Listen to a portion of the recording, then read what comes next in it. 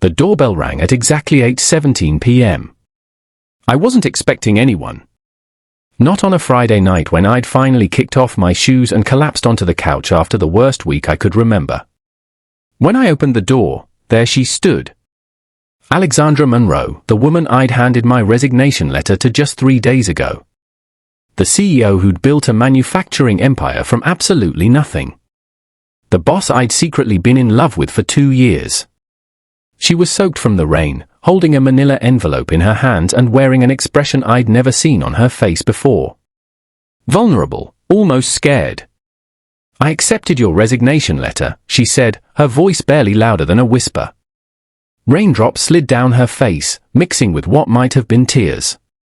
"But I never accepted losing you from my life." I stood there, frozen, my hand still on the doorknob. My brain couldn't process what was happening. This was Alexandra Monroe, the woman who commanded boardrooms full of powerful men. The CEO who made million-dollar decisions before breakfast. And she was standing at my apartment door, drenched and shaking, saying words I never thought I'd hear. "My name is James Mitchell. Let me back up and tell you how I got here. Because 6 months ago, I never would have believed this moment was possible. 6 months earlier, my life fell apart on a Tuesday afternoon. I came home from work to find a note on the kitchen counter. Rebecca, my girlfriend of 4 years, had left me. The note was short, cold. She'd met someone else at her gym, someone more exciting, she wrote. Someone who wasn't always tired from work, someone who actually had time for her. She'd already moved her stuff out. For years together, and she couldn't even tell me to my face. I sat on the floor of our empty bedroom that night, staring at the spaces where her furniture used to be. We'd talked about getting married. We'd looked at houses. We'd planned a whole future together. And she threw it away for some guy she met doing yoga classes. The next morning, I dragged myself to work at Apex Industries. I'd been there for 5 years, working my way up from a junior operations manager to senior operations manager. The company made high-tech manufacturing equipment, the kind of machines that build other machines. It was complicated work, but I loved it. Or at least, I used to love it. Alexandra Monroe was the founder and CEO. She'd started the company 12 years ago in a garage, just her and 2 engineers. Now we had over 300 employees and contracts with some of the biggest factories in the country. She was brilliant. Everyone said so. She could look at a factory floor and spot problems that would take other people weeks to notice. She remembered every detail of every project, and she expected everyone around her to be just as sharp. I'd always respected her, admired her even, but 2 years ago, something shifted. I got promoted to Director of Operations, which meant I worked directly with her almost every day. We'd spend hours in her office going over plans and solving problems. She'd bring coffee for both of us without asking how I liked it, because she'd somehow memorized that I took it black with 1 sugar. She'd laugh at my terrible jokes about factory equipment. And sometimes, late in the evening when everyone else had gone home, she'd talk about things that had nothing to do with work, her childhood, her dreams, her fears about whether she was building something that actually mattered. Those moments made my chest feel tight. Made me look forward to Monday mornings instead of dreading them. Made me stay late even when I didn't have to, just hoping she might stop by my office to chat. But she was my boss, and I was in a relationship, so I buried those feelings deep down where they couldn't cause problems. When Rebecca left, I thought I'd fall apart at work. I expected to mess up projects, to lose focus, to become the kind of employee who everyone whispers about in the break room. Instead, something surprising happened. Alexandra called me into her office 2 days after the breakup. I don't know how she found out. Maybe someone saw me crying in my car in the parking lot. Maybe she just noticed I looked like I hadn't slept in a week. I heard what happened, she said, her voice softer than I'd ever heard it. I'm sorry, James. That's incredibly difficult. I nodded, not trusting myself to speak without my voice cracking. I'm adjusting your schedule, she continued. You can work from home 3 days a week for as long as you need, and I'm moving your project deadlines back 2 weeks. You need space to process this. This was Alexandra Monroe, the woman who once told a client that deadlines were sacred and anyone who missed one might as well not bother showing up to work. And here she was, rearranging major projects because my girlfriend left me. Thank you, I managed to say. That means more than you know. She nodded once. Quick and professional like always. Take care of yourself first, James. The work will still be here when you're ready. As I turned to leave her office, our eyes met for just a moment. Something passed between us, something I couldn't name then. It wasn't pity. It wasn't just kindness from a boss to an employee. It was something deeper, more personal. As if she was seeing me, truly seeing me, for the first time. I didn't know then what that moment would lead to. I couldn't have predicted that 6 months later, she'd be standing at my door in the rain, saying she couldn't accept losing me from her life. That night in her office was just the beginning of a journey that would change everything. And as I stood at my door, staring at Alexandra's rain-soaked figure, I realized the real question wasn't how we got here. It was where we were going next. Would you like to come in? I finally managed to ask. Her eyes, those piercing green eyes that could make seasoned executives stammer, softened with relief. She nodded, and I stepped aside to let her in. Neither of us knew it then, but that simple question, that threshold crossing, would be the start of something neither of us was prepared for. If this story has grabbed your attention, please subscribe and leave a comment below. What would you do if your boss showed up at your door after you quit? That was 6 months ago. And for 6 months, the arrangement worked. I'd go into the office Monday and Tuesday, then work from home the rest of the week. It gave me time to sort through my feelings without everyone at work watching me. Time to box up Rebecca's remaining things and donate them. Time to figure out who I was without her. Alexandra started checking in on me regularly. First, it was just work stuff, quick emails asking if I had the reports ready or if I needed help with anything. But then the messages got more personal. She'd ask how I was holding up, if I was eating properly, if I needed more time off. I told myself she was just being a good boss, looking out for an employee going through a hard time. That's what good leaders do, right?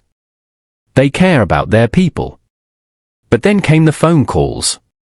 The first one happened on a Wednesday night around 11 o'clock. I was sitting at my kitchen table staring at my laptop screen. I'd been trying to finish a presentation for 3 hours, but my brain felt like mud. I couldn't focus, couldn't think straight. My phone rang and Alexandra's name lit up the screen. "Hey," she said when I answered. "I saw you were online late. Just wanted to make sure you're okay." We talked for maybe 10 minutes about the presentation I was working on. She helped me figure out a problem I'd been stuck on. Then just as we were about to hang up, she said something that surprised me. "I read this book last week. It's about a guy who rides his motorcycle across the country after his life falls apart. Made me think of you. You mentioned once that you like motorcycles, right?" "Yeah," I said, suddenly more awake. "I've been restoring one in my building's garage. A 1978 Honda CB750. It's been a project for years." "That sounds incredible," she said, and I could hear the smile in her voice. "Tell me about it." So I did. I told her about finding the bike at an estate sale, all rusty and broken. About spending weekends taking it apart piece by piece, cleaning every component, hunting down replacement parts. About how working with my hands helped me think, helped me relax in a way that staring at spreadsheets never did. She listened, really listened, asked questions that showed she actually cared about the answers. That call lasted an hour and a half. We barely talked about work. After that, the late-night calls became regular. 2 or 3 times a week, my phone would ring around 10 or 11. Sometimes she'd start with a work question, but we'd always end up talking about other things. She told me about growing up in Boston with a single mom who worked 3 jobs to keep them afloat. About how her mom never complained, never made her feel like they were struggling, even though they ate pasta for dinner 5 nights a week. About how that taught her to work harder than everyone else, to never expect anything to be handed to her. I told her about my dream to take that motorcycle cross-country once I finished restoring it. To see the country without a schedule or a plan. To just ride and see where I ended up. Those conversations became the best part of my day. I'd catch myself watching the clock at 9:30, wondering if she'd call. Smiling when I saw her name on my screen. Lying in bed after we hung up, replaying things she'd said. But I kept reminding myself of the reality. She was my boss. She was probably just being nice to an employee going through a rough patch. The warm feeling in my chest when she laughed at my jokes didn't mean anything. Couldn't mean anything. Then for months after Rebecca left, everything got harder. Apex Industries announced we were merging with Sterling Manufacturing, a smaller competitor. It was a massive deal, the kind that could double our company's size. And guess who got assigned to lead the operations integration? Me. Suddenly, my workload tripled. I was managing 2 teams, coordinating between different systems, trying to merge factory schedules and supply chains. I was working 14-hour days, sometimes 16. The flexible work-from-home arrangement didn't matter anymore because I was always working, always stressed, always one mistake away from disaster. I stopped sleeping properly, started living on coffee and energy drinks, skipped meals because I was too busy. My apartment became a mess of takeout containers and unfinished projects. The late-night calls with Alexandra stopped. Not because she stopped calling, but because I was too exhausted to have real conversations. We'd talk for 5 minutes about work problems, and then I'd have to go because another crisis needed my attention. I started making mistakes. Small ones at first, missed emails, forgotten follow-ups. Then bigger ones. I sent a report to the wrong client. Mixed up 2 different project timelines in a meeting. Got so confused during a presentation that I had to stop and start over. During one video conference with the Sterling team, I could barely keep my eyes open. I'd been up until 4 o'clock in the morning fixing a scheduling disaster, then had to be on the call at 8 o'clock. I stumbled through my talking points, lost my train of thought twice, and gave answers that didn't make sense. Alexandra was on that call. I could see her face on my screen, but I couldn't read her expression. Was she angry? Disappointed? Worried? I didn't know, and I was too tired to figure it out. After the call ended, I sat at my desk and stared at the wall. My hands were shaking. My head hurt. My chest felt tight, like someone was sitting on it. This isn't sustainable, I thought. I can't keep doing this. That night, I lay in bed staring at the ceiling. I thought about Rebecca's note, about how she'd said I was always too tired for her, too focused on work, never had time for the things that mattered. At the time, I thought she was wrong. Thought she was just making excuses. But now, I wondered if she'd been right. Not about leaving me for someone else, that part was still cruel, but about me losing myself in work.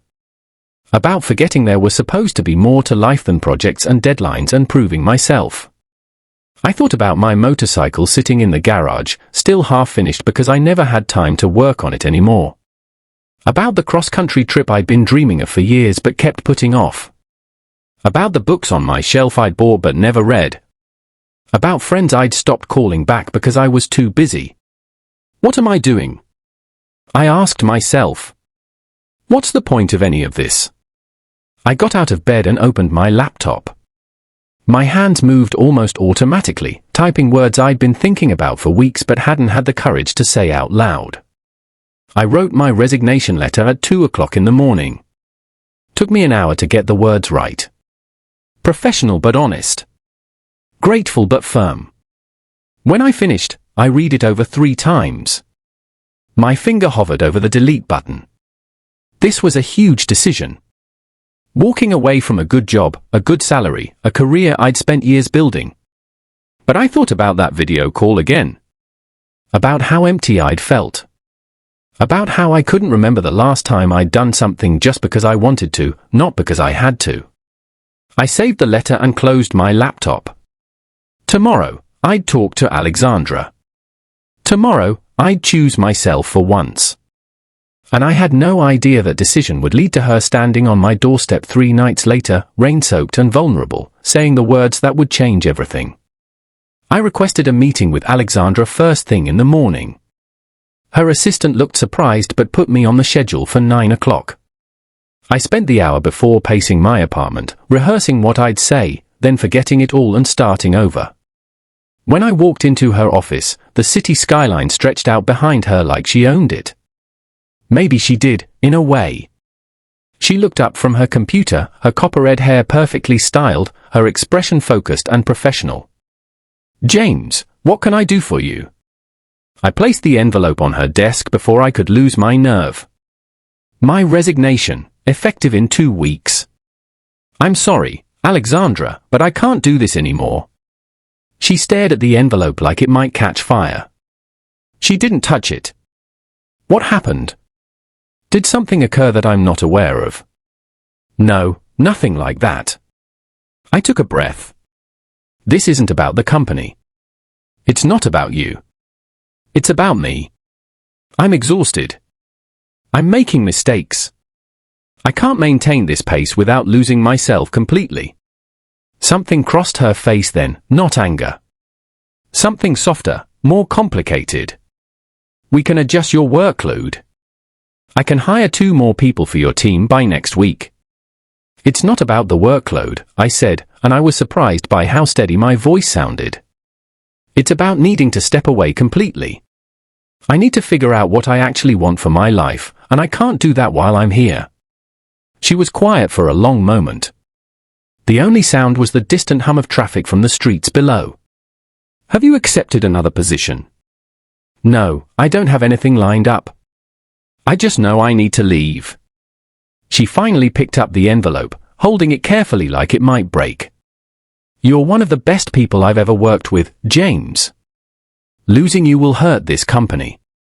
It will hurt me personally." I didn't know what to say to that. "Thank you didn't seem right. I'm sorry it felt inadequate."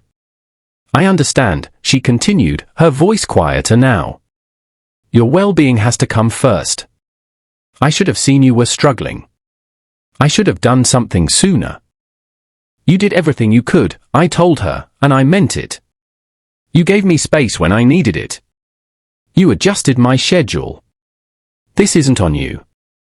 She looked at me then, really looked at me, and for just a second, I saw something in her eyes that made my chest tight. But then it was gone, replaced by her usual professional calm. "We'll miss you. I'll miss you. I'll miss this place, too," I admitted. "And I'll miss working with you." I turned toward the door, my heart pounding so hard I thought she might hear it. My hand was on the handle when she called my name. "James." I looked back. She was standing now, the envelope still in her hand. And for that brief moment, she looked like she wanted to say something important. Something that had nothing to do with work or resignations or 2-week notices. Yes? But whatever it was stayed locked behind her professional mask. "Good luck with everything. I hope you find what you're looking for." "Thank you," I said, and walked out before I could say anything else. The next 2 weeks were strange. I had exit interviews with HR. I trained my replacement, a sharp young guy who asked a million questions. I organized my files and wrote detailed notes about ongoing projects. People stopped by my desk to say goodbye and wish me well. But Alexandra never did. I saw her in meetings, always perfectly put together, always focused on business. She never pulled me aside, never sent me an email that wasn't about work. Her assistant came to collect my laptop and access badge on my final afternoon. Not Alexandra herself, just her assistant with a polite smile and a company exit packet. I told myself it was better this way. Clean. Professional. No messy emotions or awkward conversations. But as I walked out of the Apex building for the last time, carrying a small box of personal items, I couldn't shake the feeling that something important had been left unsaid. 3 days later, on Friday night at exactly 8:17 p.m., my doorbell rang. I was on the couch in sweatpants and an old college shirt, halfway through a movie I wasn't really watching. I'd ordered pizza an hour ago, so I assumed it was finally here. I grabbed my wallet and opened the door without checking the peephole. Alexandra Monroe stood on my doorstep. She was soaked from the rain, her white shirt wet through, her copper-red hair pulled back but with wet strands escaping around her face. She held a manila envelope against her chest like a shield. For several seconds, neither of us spoke. I just stared at her, trying to make sense of what I was seeing. My CEO, my former CEO, at my apartment in the rain. I accepted your resignation letter, she said finally, her voice barely above a whisper. But I never accepted losing you from my life. I must have looked like an idiot, standing there with my mouth half open, wallet still in my hand. She looked different. Not just wet, but nervous. I'd never seen Alexandra nervous before. Confident, yes. Angry occasionally. Focused, always. But never nervous. "Can I come in?" she asked when I didn't say anything. I stepped aside on autopilot. She walked past me into my apartment, and I suddenly saw it through her eyes. Empty takeout containers on the coffee table. A pile of laundry on the chair I kept meaning to fold. My motorcycle parts spread across newspapers on the floor because I'd been trying to rebuild a carburetor. The place was a disaster. Sorry about the mess, I managed. I wasn't expecting company. She turned to face me, still holding that envelope. "I've never done this before," she said. "Never shown up at someone's home unannounced. Never crossed this line." My heart was beating so hard I was sure she could hear it. "I'm not your employee anymore," I pointed out, finding my voice. "So technically, there's no line to cross." Her eyes met mine, and I saw a flash of something I'd never seen in them before. Hope. Vulnerability. Fear. "Exactly," she whispered.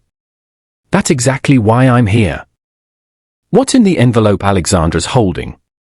And what will James do now that she's in his apartment? The tension is building. If you're enjoying this story of unexpected love and second chances, please subscribe and leave a comment below. Your support keeps me writing. She held out the envelope to me. I took it, confused, and pulled out the papers inside. It was a job proposal, detailed, professional, completely unexpected. The position was called Wellness Program Director, fully remote, flexible hours. The job description talked about developing mental health resources and work-life balance initiatives for all Apex employees. The salary was generous, really generous. "You created a position for me?" I asked, looking up from the papers. "For you and for everyone else who might need it. You understand what it's like to burn out. You know what employees need because you lived it. You'd be perfect for this role." I didn't know what to say. It was thoughtful. Incredibly thoughtful. But something about it didn't make sense. "Alexandra, you could have emailed this to me. Why are you here?" She looked down at her hands, then back up at me. Her usual confidence was gone, replaced by an uncertainty I'd never seen in her before. "Because this isn't just about the job." I could have sent an email. I could have had HR reach out to you next week. But I needed to come here myself because I needed you to understand something. Understand what? She took a step closer. The scent of her perfume, something subtle and expensive, mixed with rain and night air. Those late-night phone calls we had over the past 6 months, when we talked about books and life and dreams, those became the best part of my day. The only part of my day that felt real. My heart started beating faster. "Alexandra, what are you saying?" "I'm saying that when you handed me that resignation letter, when I realized those conversations would end, that I wouldn't hear your voice or your laugh or your thoughts on things anymore. I couldn't accept it." She shook her head, water droplets falling from her hair. "I told myself it was inappropriate. You were my employee. You were going through a hard time with your breakup. I was your boss. There were 1,000 reasons why I couldn't tell you how I felt." "How you felt?" I repeated quietly. Feel, she corrected. Present tense. She looked me right in the eyes, and I saw something there I'd never seen before, raw honesty, stripped of all the professional barriers she always maintained. I spent 3 days trying to talk myself out of coming here. I drove past your building twice tonight before I finally parked. This is terrifying for me, James. I've built my entire life on being professional, on maintaining boundaries, on keeping my personal feelings separate from business. But when you resigned, something broke in me. I realized that all those rules I'd followed, all those walls I'd built, they were keeping me from something that actually mattered. And what's that? I asked, even though I thought I knew. I needed to hear her say it. You, she said simply, clearly. You matter to me. Not as an employee, not as a colleague. As someone I haven't been able to stop thinking about. As someone who makes me laugh when I'm stressed and challenges me when I'm being too rigid and sees me as a person instead of just a CEO. I set the envelope down on the arm of the couch. I'd imagined this moment late at night when I couldn't sleep. I'd imagined what I might say if, somehow, impossibly, Alexandra felt the same way I did. But now that it was happening, all my prepared words disappeared. I thought about you too, I admitted. During those calls. After those calls. I'd hang up and sit there in the dark for an hour just replaying our conversation. I told myself it was stupid. You were my boss. I was a mess. It couldn't happen. But you're not my boss anymore, she said softly. No, I agreed. I'm not. So maybe it could happen now. Maybe we could figure out what this is. She gestured between us. If you want to. I looked at her standing in my messy apartment, her expensive shirt dripping rainwater onto my cheap carpet. Her carefully built professional armor cracked open enough for me to see the uncertainty underneath. Alexandra Monroe, who commanded boardrooms and made million-dollar decisions without blinking, was standing here nervous and vulnerable, taking the biggest risk of her life. I want to, I said. I really want to. But I need to understand something first. Anything. Why now? Why show up here tonight instead of last week when I was still working for you? Because I couldn't complicate your decision, she said, like it was obvious. You needed to resign. You needed to choose yourself. If I told you how I felt while you were still my employee, it would have made everything harder. It might have made you stay for the wrong reasons, or leave feeling confused and hurt. I couldn't do that to you. So you waited. I waited until there was no power imbalance. Until you were free to say yes or no without worrying about your job or what it might mean for your career. She took another step closer. We were barely a foot apart now. I'm not here as your former boss, James. I'm here as a woman who can't stop thinking about someone with a kind heart and a brilliant mind who finally chose himself when it mattered most. Before I could find words to respond, my phone buzzed loudly on the coffee table. The screen lit up with my brother's name. He'd been checking in almost every day since the breakup, worried about me. The sound shattered the moment between us. Alexandra stepped back quickly, her professional mask starting to slide back into place. I should go, she said. This was a mistake. I'm sorry for showing up like this. No. The word came out stronger than I expected. I grabbed the phone and silenced it without looking. Stay, please. She hesitated, her hand already on the doorknob. Why? Because I want you to, I said simply. Because I've been replaying every one of those late-night calls in my head for 3 days. Because when I opened the door tonight and saw you standing there, it felt like I could breathe properly for the first time since I left Apex. Her hand dropped from the door. She turned back to face me, and I saw something raw in her expression. Something vulnerable that the powerful CEO never let anyone see. I've been sitting in my car outside your building for 40 minutes, she admitted. I drove past twice yesterday, once the day before that. I kept telling myself this was inappropriate, that you were my employee, that you just went through a breakup and the last thing you needed was this complication. But you couldn't stop thinking about me, I finished for her. And then I did what I'd been wanting to do for longer than I cared to admit. I crossed the room in 2 steps, took her face in my hands, and kissed her. She laughed, but it sounded shaky. Do you know how many board meetings I've sat through in the past 3 days where I had no idea what anyone was saying because I was thinking about you? How many times I picked up the phone to call you and remembered I didn't have that right anymore? I crossed the small distance between us. You have that right. I'm not your employee. I'm just me, and you're not my boss. You're just you. Just me is terrifying, she whispered. I'm not good at this, James. I built a company because companies make sense. They have rules and structures and logic. This, she gestured between us, doesn't make sense. It doesn't have to make sense, I said, reaching for her hand. Sometimes the best things don't. We stood there for a long moment, and I could hear the rain picking up again outside, drumming against the windows. Come sit down, I finally said. Let me make some coffee. We can just talk like we used to. She nodded and followed me into my small kitchen. I pulled out 2 mugs while she leaned against the counter, watching me. Your apartment is nice, she said, though we both knew it was a lie. The place was a mess and it was barely 800 square feet. It's honest, I replied, measuring out coffee grounds.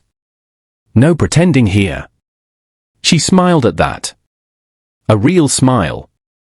I like honest. As the coffee brewed, she looked around at the motorcycle magazine stacked on the counter, the half-finished model bike on the kitchen table. You're still working on these, she observed, picking up the model. It helps me think, I explained. When everything with Rebecca fell apart, I couldn't focus on anything. But I could work on these little pieces, put them together one at a time. It reminded me that broken things can be fixed if you're patient enough. Is that what you think you are? She asked quietly. Broken? I considered the question while pouring coffee into both mugs. I was. Maybe I still am in some ways. But I'm working on it. I handed her a mug and our fingers brushed. Neither of us pulled away. She took a sip, then looked at me over the rim. I've been afraid, she admitted. Afraid of what? Of this? Of caring about someone this much? Of what it means if I'm wrong about you, about us? Of what it means if I'm right? I set my mug down and took hers from her hands, placing it beside mine. Then I reached for her hand. You drove past my building twice, I said. You sat in your car for 40 minutes. You came to my door in the rain. That doesn't sound like someone who's unsure. It sounds like someone who's brave. I'm not brave, she said. But she didn't pull her hand away. You're the bravest person I know, I told her. You built something from nothing. You took a chance on a broken operations manager and gave him space to heal. You're standing here now being honest about how you feel. That takes more courage than anything. She looked down at our joined hands. I almost told you that day in my office when you resigned. I wanted to ask you to stay, not for Apex, but for me. But you were already carrying so much. I couldn't add my feelings to that weight. I needed to leave, I said. Not because of you, because I'd lost myself somewhere in the work and the heartbreak and the trying to prove I was okay when I wasn't. But those calls we had, Alexandra, those were the only times I felt like myself, like I could be honest about struggling, like someone saw me, not just what I could produce. She squeezed my hand. I saw you, James. I see you. What happens now? I asked, echoing the question that had been spinning in my mind since she appeared at my door. She looked up at me, and in her eyes I saw the same hope and fear I felt. That depends on what you want. On whether you think there's room in your life for this, for us, for whatever this might become. I don't know what it will look like, I admitted. I just know that when you showed up tonight, something shifted, like a door I didn't know was closed suddenly opened. She moved closer, close enough that I could see the rain still glistening in her hair. I've spent my whole life planning everything. 5-year strategies, growth projections, risk assessments. But this, I can't plan this. Maybe that's the point, I said softly. Maybe the best things can't be planned. She smiled then, really smiled, and it transformed her face completely. The CEO disappeared. The intimidating boss who commanded boardrooms vanished. What remained was just Alexandra, looking at me like I was something precious. I built a company by turning ideas into reality, she said. Maybe we could figure this one out together. One step at a time, I suggested. She nodded. Starting with dinner tomorrow night? Just us. No business talk. No pressure. Just two people getting to know each other without all the complications. I grinned. We've been talking for months. I think we already know each other pretty well. Do we? She challenged, her eyes sparkling. Tell me something I don't know about you. I thought for a moment. I'm terrified of this, I admitted. Of us. Of how much I want this to work. Of messing it up somehow.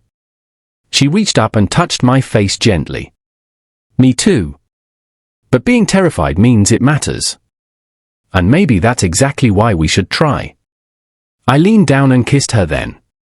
Soft and brief, just a brush of lips, but it felt like a promise, like standing at the edge of something vast and unknown, and choosing to step forward anyway. When I pulled back, she kept her eyes closed for a moment longer. And when she opened them, they were bright with unshed tears. Tomorrow night, she said. 7 o'clock, I'll pick you up. It's a date, I said. And we both laughed at the strangeness of it. After everything, after months of late-night calls and unspoken feelings, it all came down to something as simple as a date. At the door, she paused and turned back. Thank you, she said. For what? For opening the door? For asking you to stay? For being brave enough to want this, even though you're scared. We both are, I reminded her. Yes, she agreed. But we're doing it anyway. After she left, I stood at the window and watched her walk to her car. She looked up before getting in, caught me watching, and waved. I waved back, feeling lighter than I had in months. The next morning, I woke to a text from her, still on for tonight. I smiled at my phone. Absolutely, I replied. Her response came seconds later, good. Because I haven't been able to think about anything else. Neither had I. But as I lay there, staring at my ceiling, a thought crept in that I couldn't shake. This wasn't just any woman. This was Alexandra Monroe. CEO of a growing company. A woman with responsibilities and expectations and a reputation to maintain. And I was, what? Unemployed. Figuring things out. Living in a messy apartment with motorcycle parts on the floor. What if this was just a moment for her? What if, in the clear light of day, she regretted coming to my door?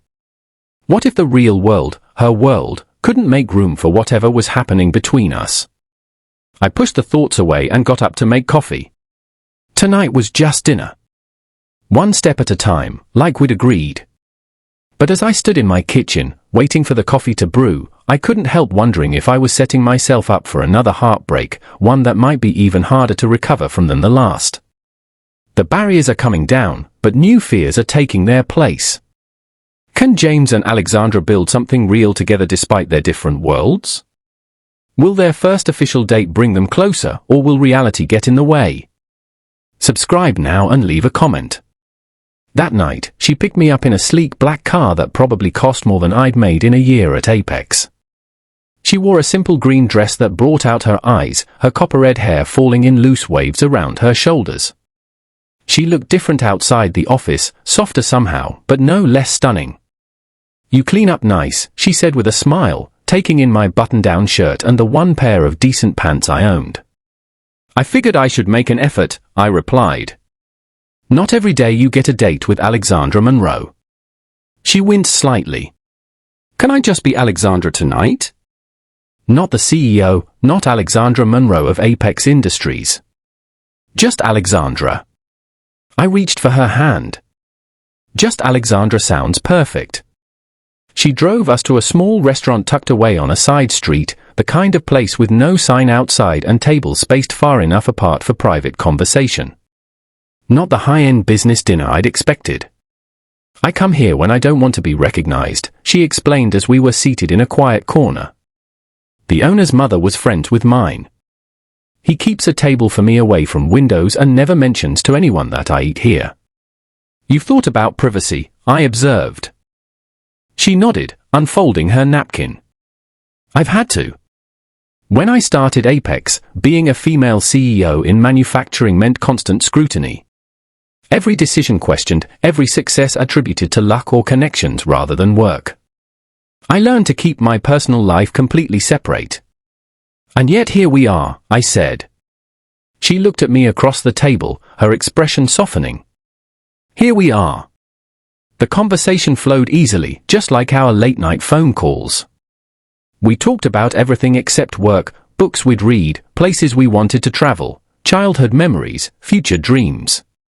She told me about her fear of birds, it's their eyes, they look prehistoric, and how she'd once wanted to be an architect.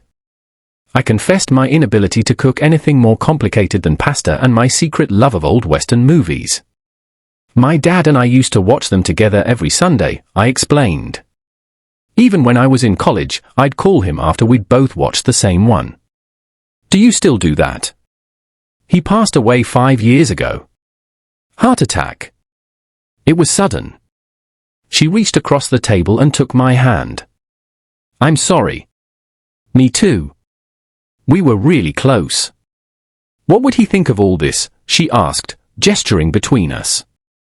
I smiled, thinking of my straightforward, kind-hearted father. He'd like you. He always said you could tell everything important about a person by how they handle unexpected problems. I knew you're the best problem solver I know. That first date lasted 5 hours. We closed down the restaurant, then walked through the city streets talking until well past midnight. When she drove me home, she kissed me goodnight at my door with a gentleness that made my heart ache. I'd like to do this again, she said softly. How's tomorrow? I asked, only half joking. She laughed. Eager, are we? Just making up for lost time. 3 weeks later, I officially accepted the wellness director position. Walking back into Apex felt strange at first, but Alexandra and I kept things professional at work. We had to. The company had strict policies about relationships, especially involving executives. But everyone knew anyway. People aren't blind, and the way we looked at each other probably gave us away. 2 months in, we faced our first real test. A board member questioned whether my new position was just favoritism, whether I was actually qualified or if I'd been hired because of my relationship with Alexandra. The accusation stung, made worse because part of me wondered if it was true. Alexandra called an emergency board meeting. I wasn't there, but she told me about it later. She presented every qualification I had, every idea I'd already implemented, the preliminary data showing improved employee satisfaction. Then she'd said something that became legendary at Apex. James Mitchell earned this position through his experience and insight. My personal feelings for him are separate from his professional value. If anyone questions his competence again, they're questioning my judgment, and I invite them to review my track record of hiring decisions. No one questioned it after that. The programs I developed started showing real results. Employee burnout decreased by 30% in the first quarter. Turnover dropped. Productivity actually increased because people weren't working themselves into the ground. Other companies started calling, asking about our model. Alexandra implemented mandatory work-life balance policies company-wide. No emails after 7 p.m. unless it was an emergency. Required vacation time. Mental health days that didn't count against sick leave. Your well-being comes first became more than a nice phrase, it became how Apex operated. For months after that rainy night, we took a trip together. 2 weeks on motorcycles, riding through mountain passes and desert highways. No schedule, no destination in mind. Just the road and each other. One night, camped under stars so bright they looked fake, Alexandra told me she loved me. I'd been waiting to hear those words, but I'd been too afraid to say them first. I love you, too, I said, and meant it with everything in me. 6 months after she'd shown up at my door, I moved into a better apartment. Alexandra helped me pack, laughing at my collection of motorcycle magazines and the ridiculous number of coffee mugs I'd accumulated. She had a key to the new place from day one. Most weekends, she stayed over. Some weeks, it was more than weekends. We weren't perfect. We argued sometimes. She'd slip into CEO mode and give orders instead of asking. I'd withdraw when stressed instead of communicating. She worked too many hours. I sometimes felt inadequate next to her success. But we talked through it all late at night with her head on my chest, or over breakfast on Sunday mornings. We were learning each other, figuring out how to be partners instead of boss and employee. Do you ever regret it? I asked her once. Showing up at my door that night? Taking that risk? We were on my balcony, watching the sunset paint the sky in shades of orange and pink. She was leaning against me, my arms around her waist. Never, she said without hesitation. It was the scariest thing I've ever done, but also the best decision I've ever made. Scarier than starting Apex. She turned in my arms to face me. Apex was just business. This, she pressed her hand to my heart, this was risking something much more valuable. As I looked into her eyes, I realized how far we'd come from that rainy night at my door. How the uncertainty and fear had transformed into something solid and real. Something I never expected to find, especially not with the woman who had once been my boss. But life has a way of surprising you. Of bringing you exactly what you need, even when it comes in the most unexpected package. And sometimes, the best new beginnings start with 3 simple words: I quit my job. One Saturday afternoon, we were sitting on my balcony, the city spread out below us, the sun setting in shades of orange and pink. She leaned against me, my arm around her shoulders. I used to think success meant building something that would outlast me, she said quietly. A company, a legacy, something people would remember. And now? I asked, pressing a kiss to the top of her head. Now I know that what matters most can't be measured in profit margins or market share. She turned to look at me. It's measured in moments like this. In having someone who knows the real you and loves you anyway. In building a life, not just a career.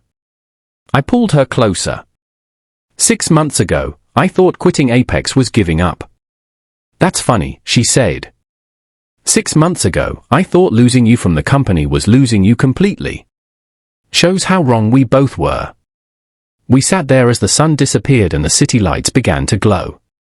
My phone buzzed, my brother probably, checking in like he still did sometimes, but I ignored it. Tomorrow is Monday, Alexandra said, a hint of regret in her voice. Back to reality.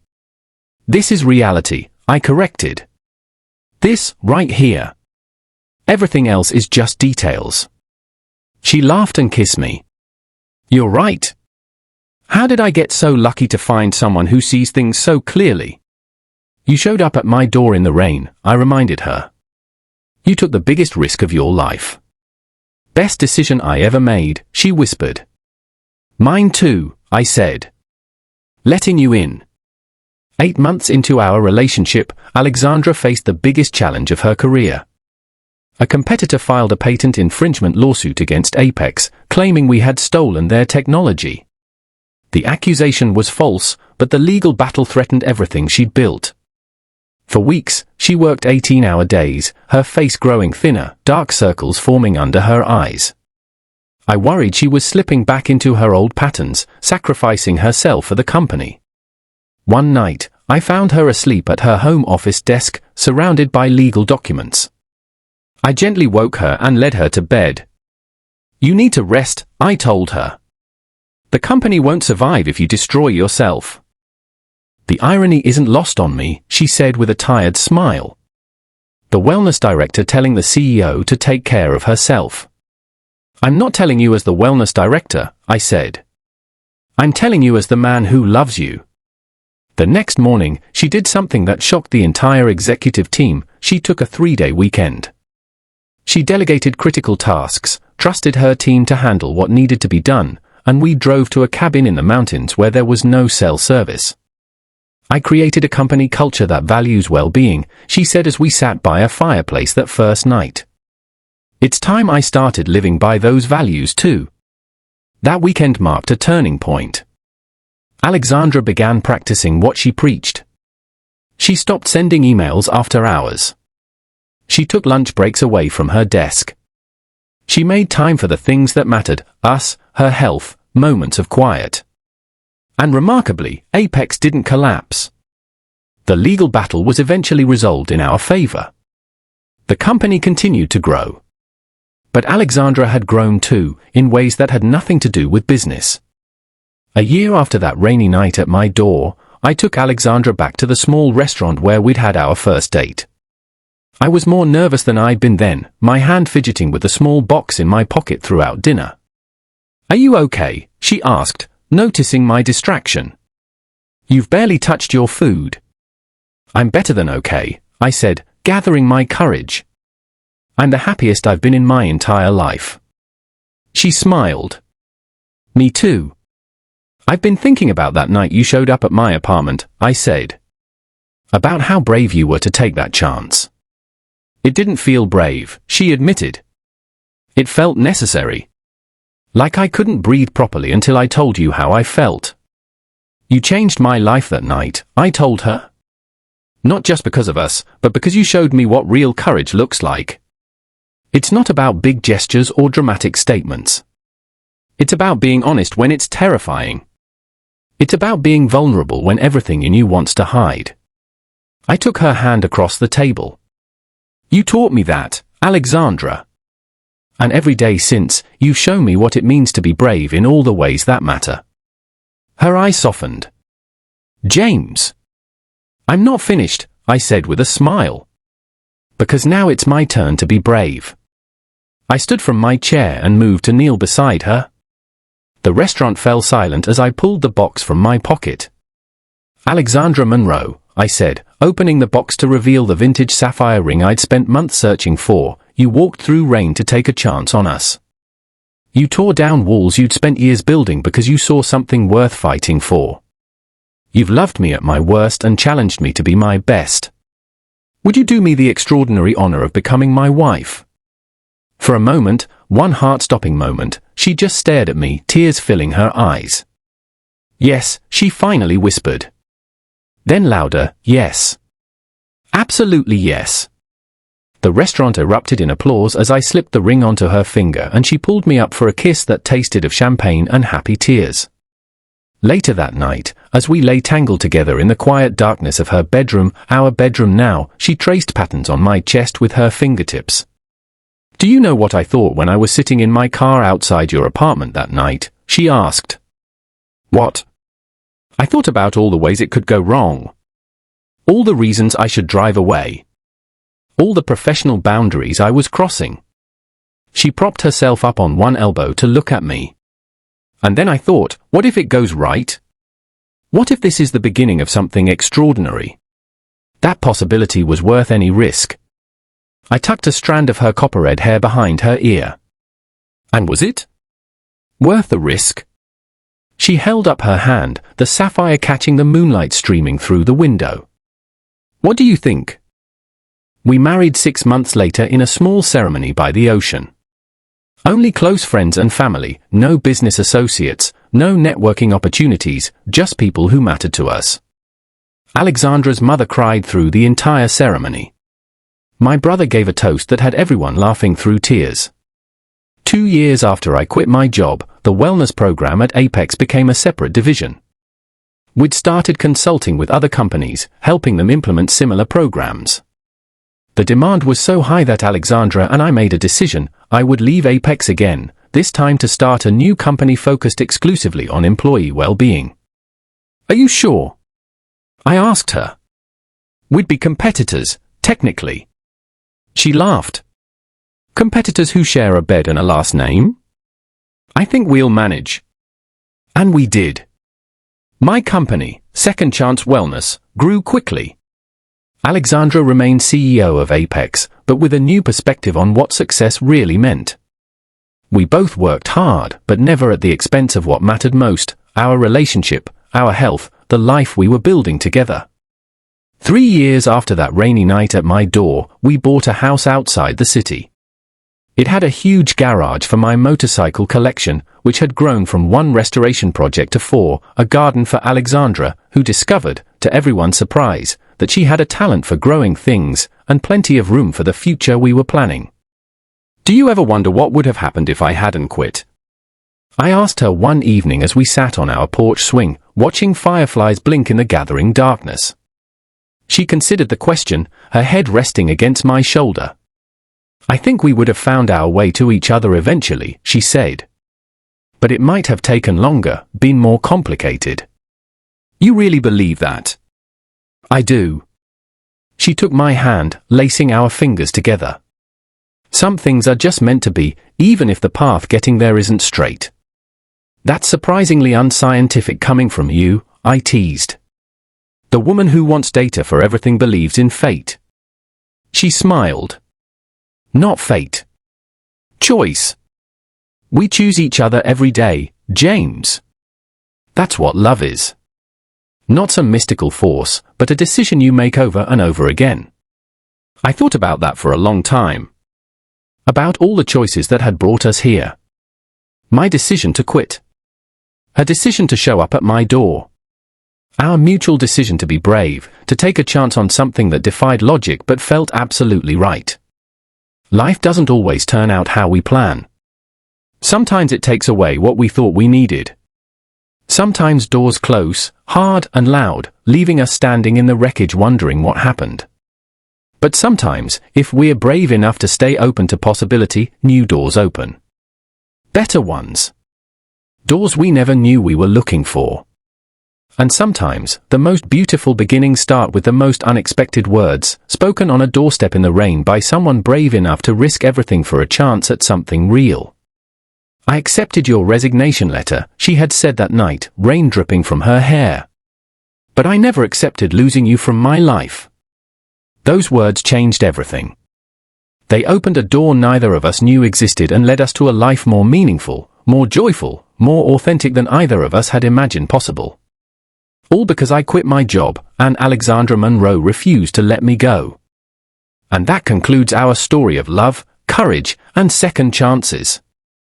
I've been overwhelmed by your support throughout this journey with James and Alexandra. If their story touched your heart, please subscribe and share your thoughts in the comments below. What was your favorite moment? Did their journey inspire you to take a chance on love or make a brave decision in your own life? I read every comment and would love to hear from you. Thank you for being part of this story.